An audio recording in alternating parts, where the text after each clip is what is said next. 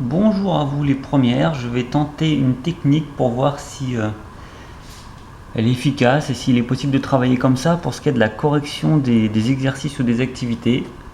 Pour ce qui est des cours, je serai plutôt sur écrire sur le frigo, même si c'est un peu petit. Par contre, pour les exercices, c'est peut-être plus simple de fonctionner comme ça parce que c'est plus pratique pour montrer ce qui est écrit dans le livre, à voir si vous arrivez à lire ou pas. Après, le livre, vous l'avez. Donc correction de l'activité 4 sur les niveaux d'intensité sonore. On commence par la partie sur la fusée Saturne. On avait déjà commencé en classe, donc je vais assez vite. Le document 1 permet d'avoir plusieurs informations. Elles sont résumées ici. Donc on a d'abord l'information sur la puissance, la puissance sonore de la fusée. 350, d'ailleurs j'ai fait une erreur, 350 MW.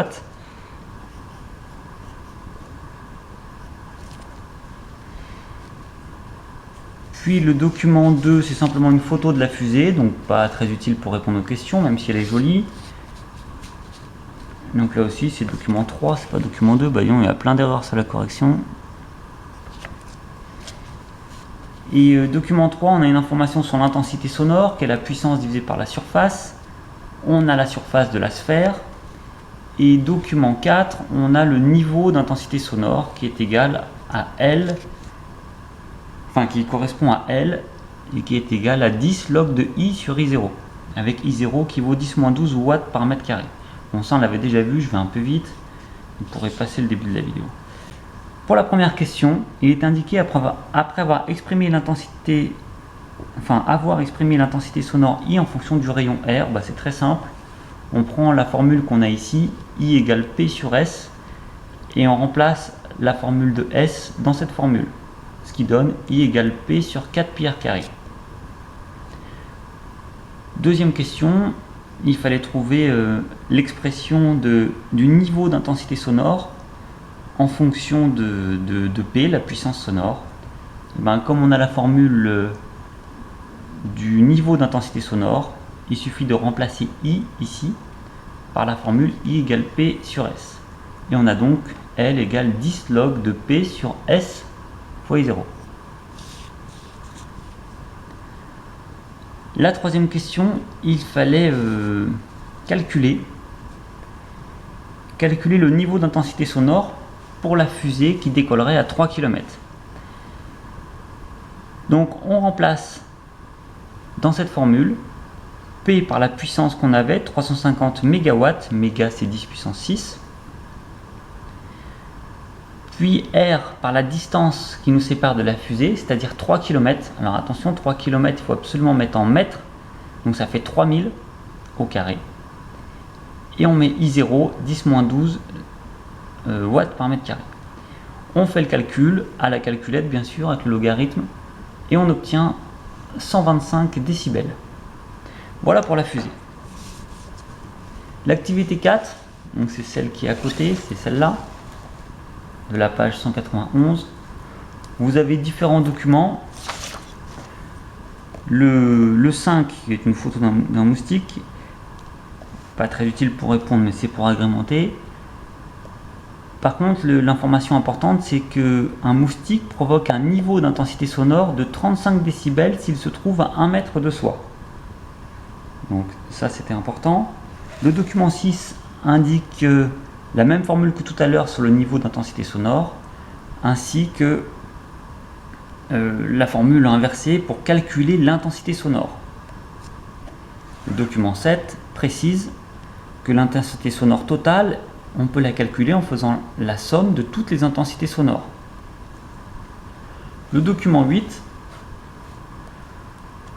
montre lorsqu'on multiplie l'intensité sonore par un certain facteur, c'est-à-dire si on multiplie l'intensité sonore par 2, le niveau d'intensité sonore, c'est-à-dire L, lui, n'est pas multiplié par 2, il augmente de 3 décibels.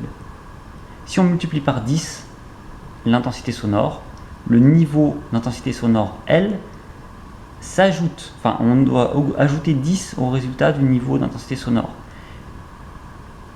Oui, c'est pas très clair ce que je viens de dire, je recommence. En haut, je rappelle, c'est l'intensité sonore, en bas, c'est le niveau d'intensité sonore. Ça se ressemble beaucoup, mais c'est pas la même chose. Donc quelque part, c'est I en haut et c'est L en bas. Donc je vais prendre un cas plus utile pour répondre à la question. Si I est multiplié par 100, et alors L, on doit ajouter 20 décibels à la valeur de L. On va répondre aux questions maintenant. Donc je pousse un peu le livre parce qu'en fait ça me gêne pour répondre aux questions, parce que je ne peux pas lire les questions en même temps. Donc c'est sur les moustiques cette fois-ci. Les données, je viens de les voir. Donc pour un moustique, on est à 35 décibels. Document 6, on a les deux formules. Document 7, c'est l'intensité totale est égale à la somme de toutes les intensités. Et document 8, j'ai pris quelques exemples, notamment le dernier qui sera utile pour répondre à la question.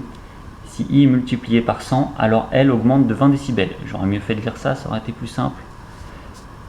Première question qui est peut-être la plus difficile, à laquelle il est plus difficile de répondre correctement, enfin qui n'est pas évidente à justifier on va dire, c'est justement justifier que l'augmentation de l'intensité sonore perçue n'est pas proportionnelle au nombre de moustiques.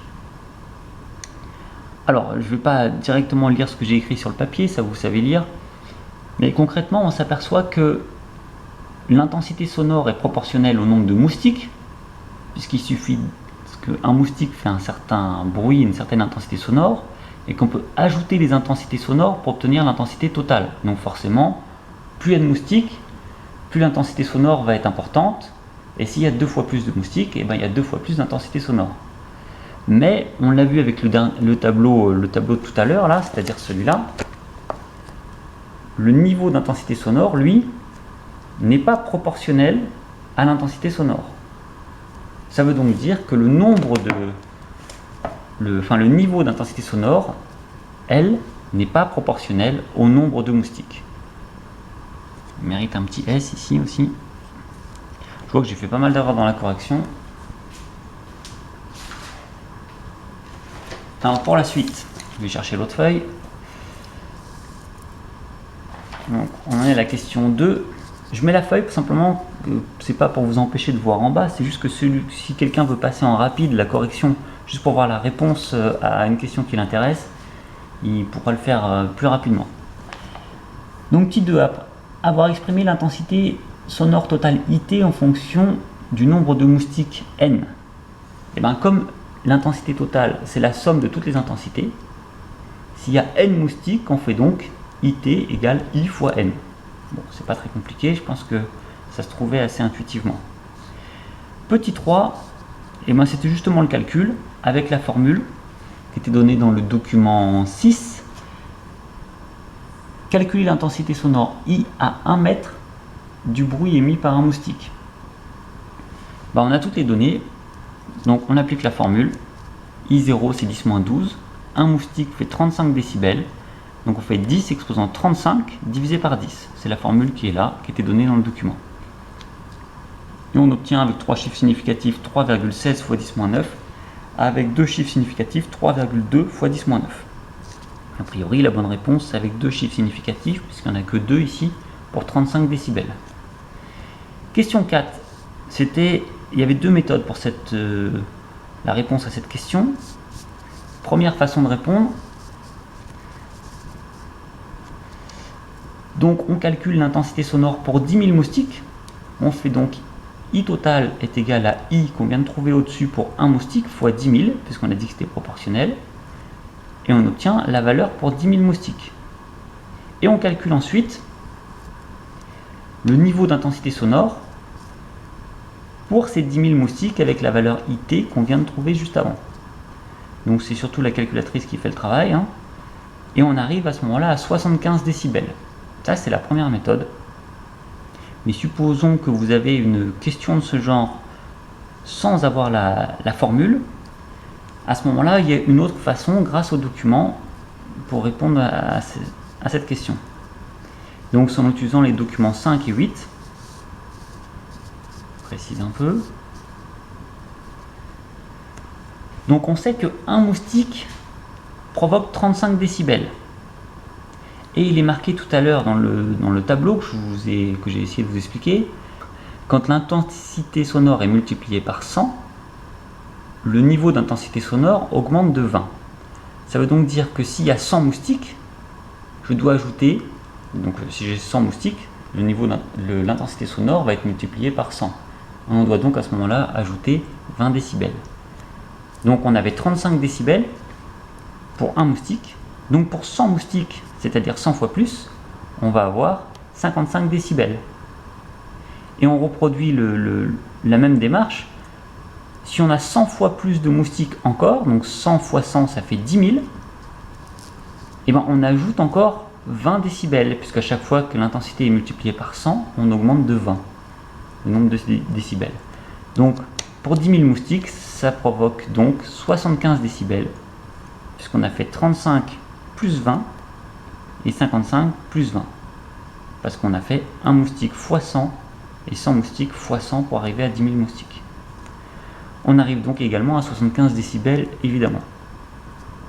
Enfin, l'idée de l'exercice était de savoir qu'est-ce qui faisait le plus de bruit entre une fusée qui décolle à 3 km et 10 000 moustiques qui sont à 1 mètre de vous. On s'aperçoit qu'on a 75 décibels pour 10 000 moustiques, alors qu'on avait tout à l'heure 125 décibels pour la fusée qui décolle à 1 mètre. C'est donc la fusée qui est la plus bruyante.